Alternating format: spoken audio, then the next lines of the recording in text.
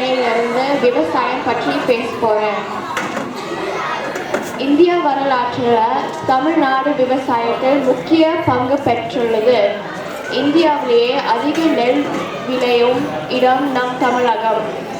5.6 million ஹெக்டேரில் நெல் விளைகிறது. காவேரி ஆற்றங்கரை தமிழ்நாட்டின் நெற்களஞ்சியம் என்று அழைக்கப்படுகிறது.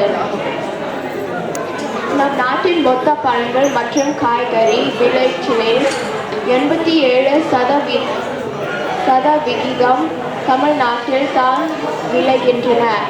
மாம்பழம், வாழைப்பழம், கொய்யாப்பழம், பப்பாளி, சப்போட்டா போன்ற பழங்கள் மற்றும் காய்கறிகளான தக்காளி, வெங்காயம், கத்திரிக்காய், முருங்கைக்காய், கீரை வகைகள் தமிழ்நாட்டில் காணப்படுகின்றன. மேலும் மல்லிகை, ரோஜா, செவ்வந்தி, குறிஞ்சி, தாமரை ஆகிய பூக்கள் விளைவதும் இங்குதான். மஞ்சள் அதிக அளவில் வளர்வதும் இங்கே. ரப்பர், தேங்காய், நிலக்கடலை, காபி, கோட்டை, தேயிலை, கரும்பு விளைவதும் தமிழ்நாட்டில்தான்.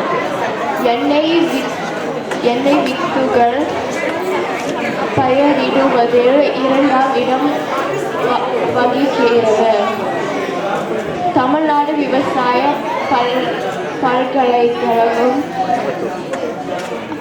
7 கல்லூரிகளையும் 32 ஆராய்ச்சி நிலையங்களும் கொண்டது. அவங்க என்ன பண்ணுவாங்கன்னா, அவங்க அந்த விவசாய இடத்துக்கு போய் அவங்க ஏதாவது புதிய வழி இருக்கான்னு பார்ப்பாங்க.